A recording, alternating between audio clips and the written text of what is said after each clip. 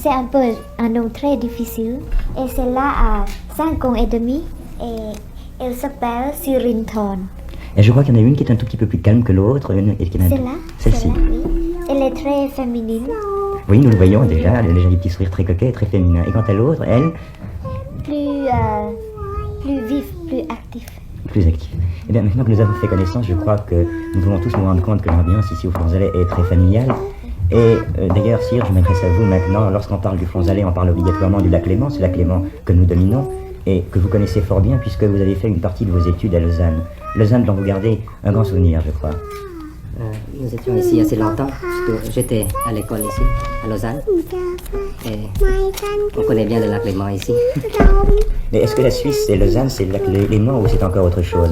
Je crois que lorsque vous êtes dans un pays, vous revenez d'ailleurs d'un grand voyage maintenant qui vous a entraîné dans 14 pays, vous étudiez très attentivement les institutions du pays en question pour peut-être par la suite les mettre en pratique dans votre pays.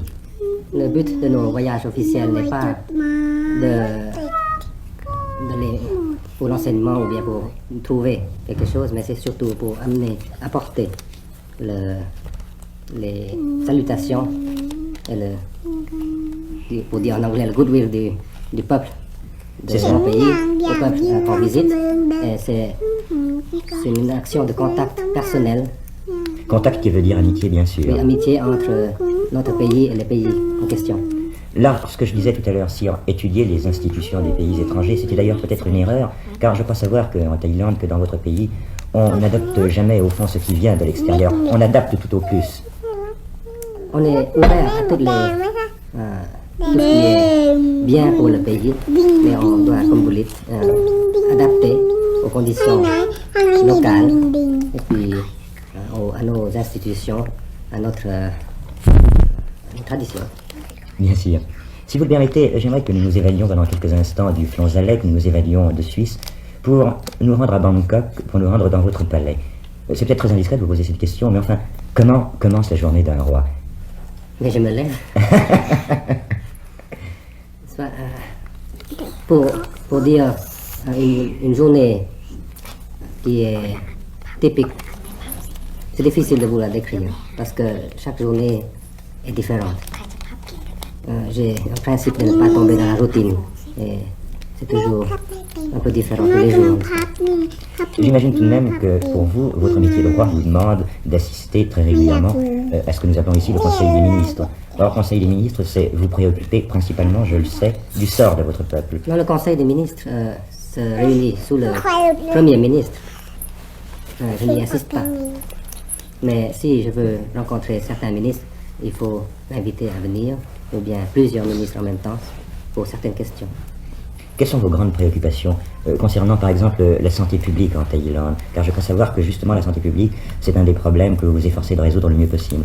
La santé publique est un problème mondial, et parce que tous les gouvernements qui sont bons doivent s'occuper du bien-être du peuple, du pays. Et nous avons toujours fait, depuis bien des années, une campagne pour la santé publique, pour que le peuple puisse comprendre comment vivre. Oui, vous parlez du peuple qui est heureux. Et il est une chose remarquable d'ailleurs lorsqu'on parle de Thaïlande, c'est que lorsqu'on traduit ce mot de Thaïlande, on sait que cela veut dire terre libre, je ne me trompe pas, n'est-ce pas? Lorsqu'on parle de Bangkok, on parle de cité des anges, ce qui montre vraiment que votre pays est un pays heureux. Je crois probablement le plus heureux du sud-est asiatique. Comment l'expliquez-vous alors que vous êtes entouré au fond par des pays en agitation politique perpétuelle? C'est parce que nous gardons nos traditions, nous essayons de les consolider même, pour que le peuple puisse avoir quelque chose à quoi s'en tenir. Et nous avons aussi la religion qui est très ancrée dans le peuple. Oui, je crois savoir que la religion est une chose primordiale en Thaïlande. Et lorsque vous en parlez toujours avec une grande foi. Parce que je crois que c'est véritablement l'important, n'est-ce pas, dans votre pays. C'est très important parce que nous devons avoir un refuge pour pouvoir vivre, n'est-ce pas? Avoir un idéal et un moyen de vivre, une manière de vivre. Les grandes cérémonies religieuses, il y en a une chaque mois en tous les cas. Cela dépend de la saison. Et d'ailleurs, nos cérémonies religieuses proprement dites ne sont pas très... De Thaïlande, on parle maintenant tout au moins d'industrialisation, n'est-ce pas? Quels sont les projets que vous avez concernant l'industrialisation de votre pays? Si je vous pose toutes ces questions maintenant, c'est que nous évoquions tout à l'heure ce Conseil des ministres auquel vous n'assistez pas d'ailleurs, mais que nous évoquions au fond les problèmes sérieux qui sont les vôtres. Après, tout à l'heure, si vous le permettez, nous verrons l'autre côté de votre résistance. Notre pays, jusqu'à un certain temps, est un pays surtout agricole. Et maintenant, il est encore agricole. Mais avec l'avancement de la vie, donc du coût de la vie s'augmente et puis que les gens veulent un peu plus de luxe, alors il faut beaucoup plus de revenus. Et l'agriculture ne peut pas apporter tant de bénéfices si rapidement. L'industrie est la seule solution. C'est pour ça que nous devons nous diriger vers l'industrie qui est très faisable chez nous. Mais lorsque vous parlez d'industrie, vous faites allusion à quoi? À la soie ou y a-t-il d'autres choses encore? Il y a déjà la soie depuis assez longtemps, mais plutôt du artisanal. Mais d'autres industries, plutôt de l'industrie légère, d'abord. Nous en parlons de problèmes sérieux aussi. J'aimerais maintenant que vous nous montriez qu'un roi est aussi un homme et qu'il y a certains moments dans son existence où il veut se délasser, il veut avoir des loisirs. Quels sont vos loisirs? Il y a les sports, la musique. Les sports, quels sports pratiquez-vous? À Bangkok, je pratique le badminton, la nage, aussi quelquefois le ski nautique dans la mer. On peut pratiquer le ski nautique à Bangkok, bien sûr. C'est très en vogue et chez nous, je crois que les gens aiment beaucoup ça parce que c'est pratique. Et en dehors du ski nautique, y a-t-il d'autres sports que l'on pratique? Ici, je ne fais plus allusion même aux sports que vous pratiquez, mais que le peuple thaïlandais aime à pratiquer. Y a-t-il un sport national là-bas? Il y a plusieurs sports.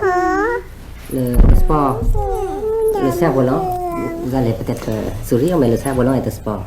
Comment est-ce que ça se passe? Il y a deux camps avec deux sortes de cerfs-volants et ils font la bataille pour descendre l'autre. Alors c'est celui qui monte le plus haut qui a gagné? Non, c'est pas celui qui monte le plus haut, c'est celui qui amène celui qui a l'autre descendu. Et qui descend l'autre dans le territoire ami.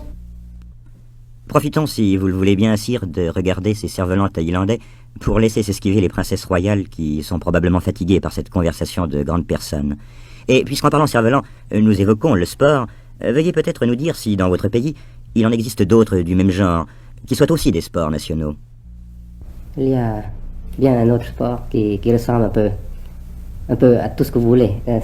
C'est-à-dire, ça peut devenir un volleyball ou bien juste un jeu d'adresse. C'est le takraw. On joue avec une balle de rotin de cette grandeur environ. Et on emploie tout excepté les mains pour l'envoyer à l'autre. Ça se joue à plusieurs personnes. Alors avec le pied, on avec joue avec la tête, avec ce qu'on veut, mais interdit d'y mettre la main. Interdit de l'attraper avec la main. Donc on peut jouer comme un volleyball ou bien un petit peu comme le tennis, avec plusieurs personnes d'un côté et de l'autre, et on se l'envoie par-dessus le filet. Y a-t-il